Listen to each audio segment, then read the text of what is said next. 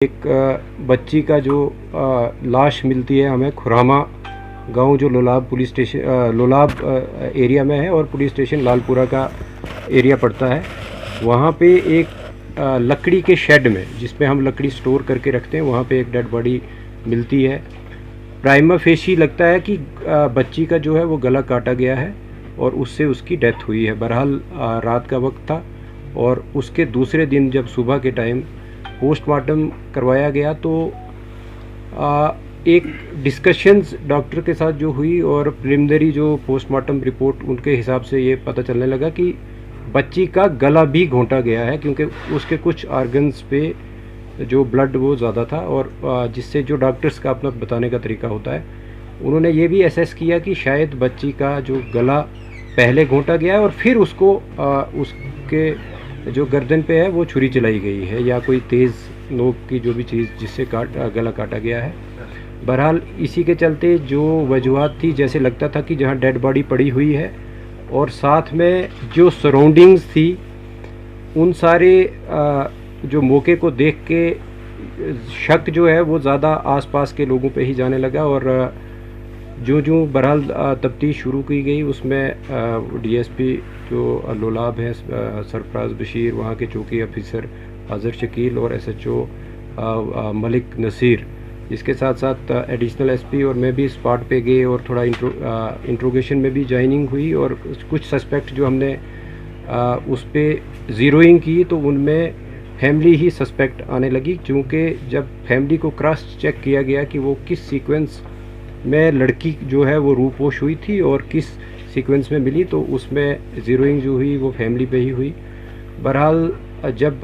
Family में भी separate investigation चलने लगी, इंक्वायरी चलने लगी तो लड़की का बाप जिसका नाम मोहम्मद इकबाल खटाना है वो हमारा प्राइम सस्पेक्ट लेके उसमें तफ्तीश में आने लगा और जब उसको अच्छे तरीके से जब क्रॉस क्वेश्चनिंग और बाकी तफ्तीश के जो जितने भी मवाद हमारे पास थे उनसे जब कन्फ्रंट किया गया तो उसने कन्फेस किया कि इस छोटी बच्ची जो कि मोहम्मद इकबाल की ही बच्ची है उसका जो मर्डर है वो उसने खुद किया है, बाप ने किया है और उसको हमने हिरासत में भी फॉर्मली अरेस्ट किया। और ये कहानी निकल के आई कि चूँकि ये जो इकबाल जो है अपनी बीवी से पिछले 1 साल से इनके बीच जो काफ़ी पर्सनल इश्यूज़ को लेके लड़ाई होती रहती थी, मैं तू भी होता रहता था, इवन फिज़िकल असाल्ट भी होता रहता था। इसी शाम को जब 29 तारीख को जब इकबाल चूँकि पेशे से एक ड्राइवर है, गाड़ी चलाता है सुमो, वो घर लगभग 4:15 बजे के करीब जब घर आया उसके बाद उसने जो शाम के लिए जैसे गांव में होता है कि लकड़ी काटी जाती या दूसरे कोई और डोमेस्टिक काम जो है वो किए और जब 6 बजे के आसपास काम ख़त्म करके फिर अपने घर में पहुंचा तो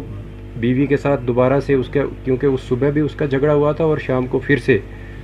उसका काफ़ी लड़ाई हुई, आपस में बहस मुबासा हुआ और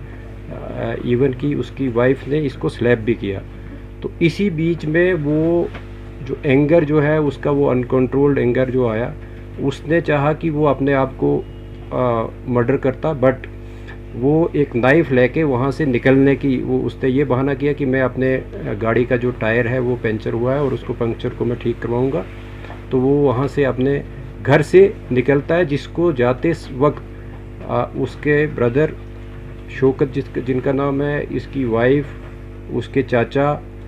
वो सारे लोग उसको देखते हैं और उसका कज़िन जो है वो देखते हैं कि वो घर से निकल रहा है और छोटी बच्ची उसके पीछे चल रही है और वो इतने में बच्ची जो है उससे कुछ पैसे 5 रुपये मांगती है तो वो उसको 10 रुपये देता है बट वो पीछे नहीं देखता है और बच्ची उसको फॉलो करती है, जिसको काफ़ी और भी हमारे पास गवाह हैं जिन्होंने उसको बच्ची को फॉलो करते हुए देखा और वो गाड़ी में ही बच्ची जो है इकबाल के साथ बैठ गई। इसके बाद वो हार्डन की तरफ आया और फिर उसके बाद सीवर की तरफ, खुरामा की तरफ आया और जहाँ पे गाड़ी में ही चूँकि उसके बाद इफ्तारी का भी वक्त था और गाड़ी उसने एक आइसोलेटेड प्लेस पे लगाई। जब देखा कि लोग जो है वो चूँकि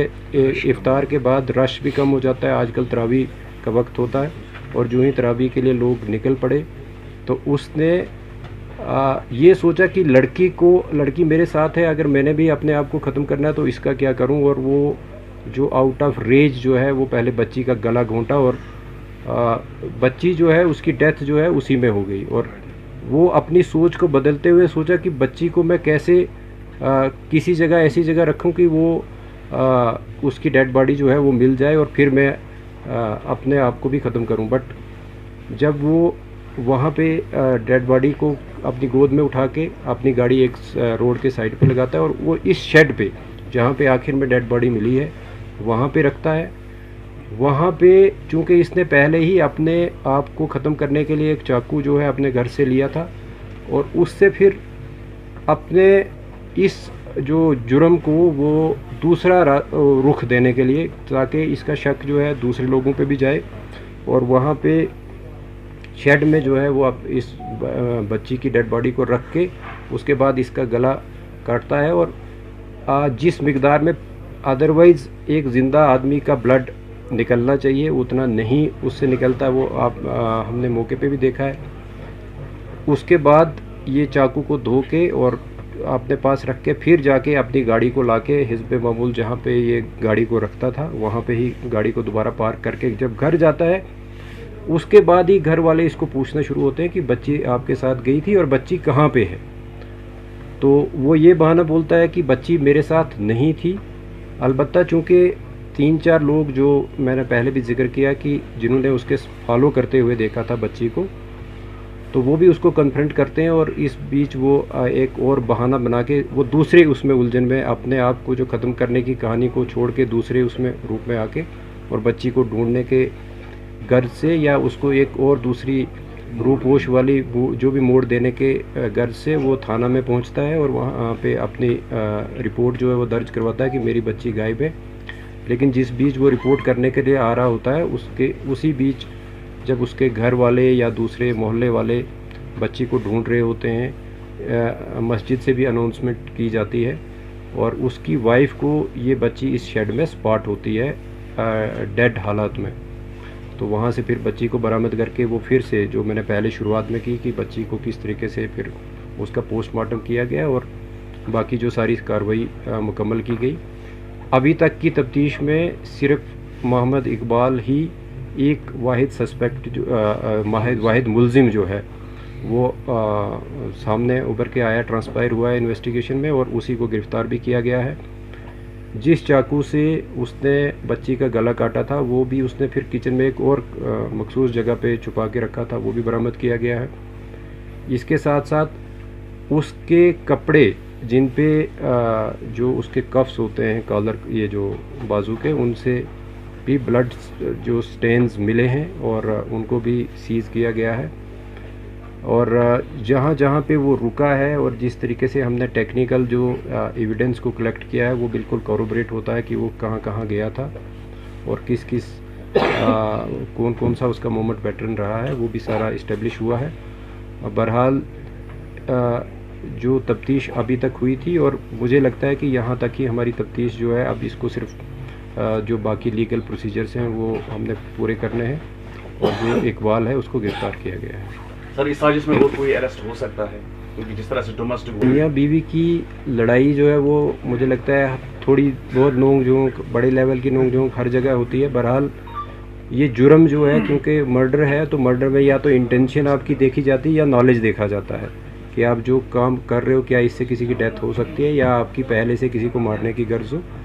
तो चूँकि इकबाल ने जब गला घोंटा है अपनी बेटी का तो उसको तो ये ज़ाहिरी तौर पे मालूम था कि मैं गला घोंटूंगा इसकी डेथ होगी।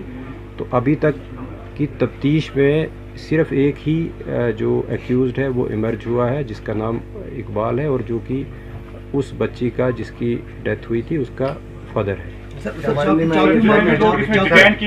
मैं ज़्यादा नहीं बता सकता कि ड्रग एडिक्ट था या नहीं था, बट चर्स वगैरह पीता हो तो उसका हम नहीं कह सकते हैं। बट जो सिंथेटिक ड्रग्स वगैरह के हवाले से टेस्ट भी करवाया गया है उसमें कुछ नहीं ऐसा आया है।